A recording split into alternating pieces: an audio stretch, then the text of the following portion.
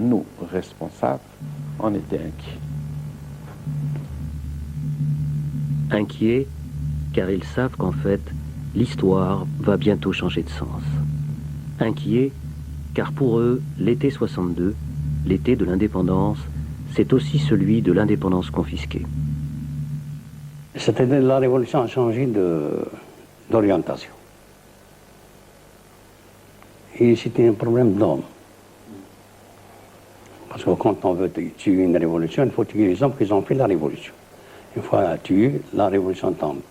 C'est ce qu'ils ont fait, nos camarades. En 62, il faut liquider la haleine, hein, parce que c'est une armée populaire qui a défendu le peuple. Comme ça, et pendant le pouvoir, c'était pour le pouvoir. Au moment où se réalise leur rêve, l'indépendance de l'Algérie, les luttes pour le pouvoir s'exacerbent. Comment s'est jouée cette histoire, secrète, difficile et compliquée, qui va conduire à l'indépendance confisquée? Retour en arrière. 2 ans plus tôt, et retour sur les hommes, les 5 leaders historiques emprisonnés. Rabah Bitat, Ben Bella et Ahmed Boudiaf ne formaient pas, disons, un groupe homogène. Ils ont eu, sans aucun doute, on le sait maintenant, des problèmes de cohabitation en prison qui ont joué autant que les divergences politiques. Et donc, on avait Boudiaf qui était allié à Crime, Aït Ahmed qui jouait la neutralité mais qui n'avait pas de force propre.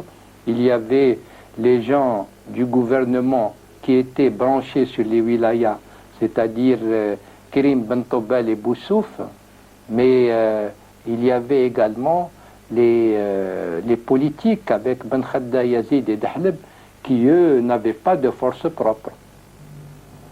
Divergence entre les chefs, divergence politique aussi entre le GPRA, le gouvernement provisoire de Ben Khadda à Tunis, qui conduit alors les négociations pour la paix, et l'état-major de l'armée des frontières en Tunisie. Cette armée, que dirige un état-major général sous les ordres du colonel Boumedienne, est forte de 60 000 hommes.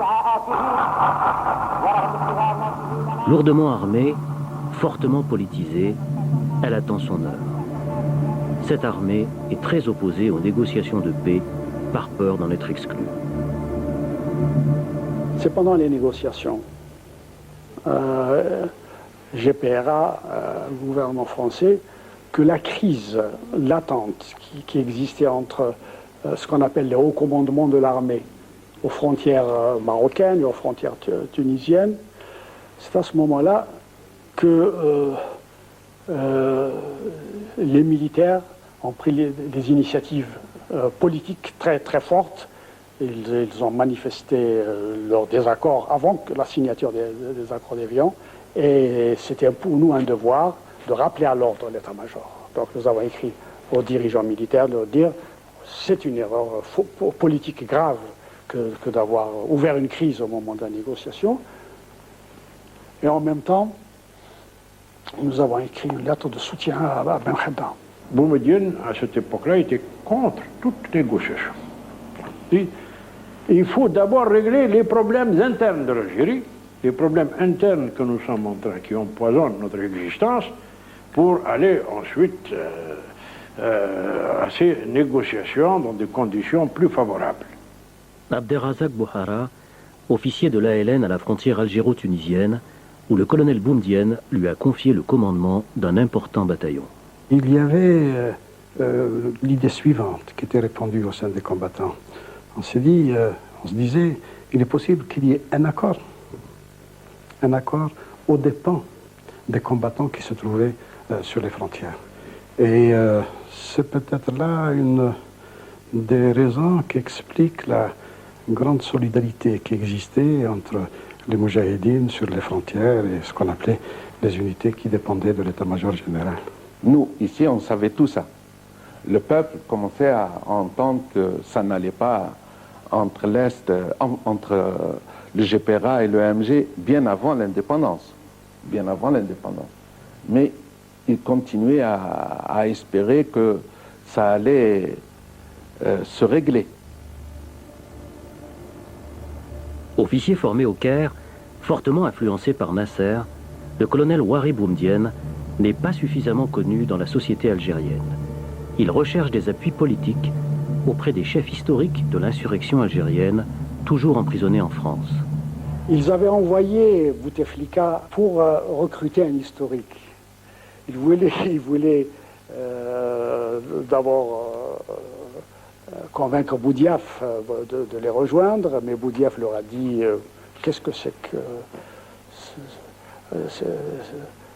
l'initiative que vous prenez au moment des élections, vous divisez le pays, au moment où il fallait être sur une position de force dans la négociation. Il a été très dur à l'égard de l'état-major, donc out. Bouteflika a éliminé Boudiaf. Moi, il n'est pas question, en ce qui me concerne, il connaissait un peu mon point de vue idéologique, non pas mon caractère, mais mon point de vue idéologique, pas idéologique, politique. Et ils se sont rabattus sur Ben Bella. Engagé très jeune dans la lutte nationaliste, Ahmed Ben Bella est le plus connu des chefs historiques de l'insurrection. Sans Ben Bella, je ne pense pas que l'état-major de Hardi Mao aurait pu réellement s'imposer. Il avait besoin d'une tête politique qui passe, et Ben Bella passait depuis des années comme étant le leader politique du front. Alors, sous la bannière de Ben Bella, l'état-major pouvait se placer. C'était la lutte pour le pouvoir qui avait commencé déjà lorsque les 5 étaient en prison, dont le président actuel Bouteflika servait d'agent de liaison. Il a été vendre un coup d'État, Boudiaf l'a refusé. Il a trouvé un preneur qui s'appelle Ben Bella. Bon, il a acheté le coup d'État. On connaît la suite. À l'époque, Ben Bella, il n'a rien compris dans la situation. Il veut le pouvoir, il puisse s'arrêter là. Boumediene, il a utilisé le Ben Bella comme pion, mais il la même chose. Et puis après 40 ans, on vit encore de la crise de 62. Et voilà, enfin. Voilà, ça va. Début avril, la guerre est finie. Les 5 historiques sont libres, reçus en Tunisie par Boumedienne. Mais ils sont ici ensemble pour la dernière fois. La lutte pour le pouvoir les a déjà séparés.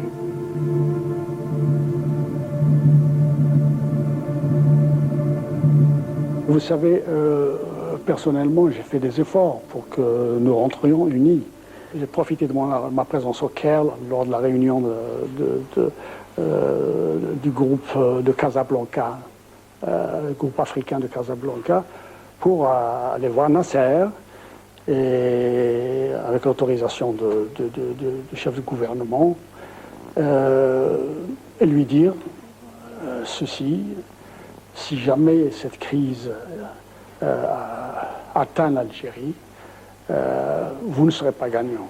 Ben Bella ne sera gagnant. Personne ne sera gagnant. Si la digue se rompt, c'est l'atomisation. Donc, s'il vous plaît, faites quelque chose. Moi, je suis prêt à soutenir un remaniement possible du GPRA pour mettre à sa tête Ben Bella. Mais, de grâce, il faut intervenir parce que ce qui risque de se produire en Algérie, c'est du nihilisme, si jamais on dérive vers la guerre civile. L'acte suivant va se jouer loin d'Algérie, en Libye, à Tripoli exactement, où le GPRA convoque en mai l'ensemble des cadres nationalistes, ceux qui sont encore dans les maquis et ceux qui sont en France, au Maroc et en Tunisie. L'enjeu est important.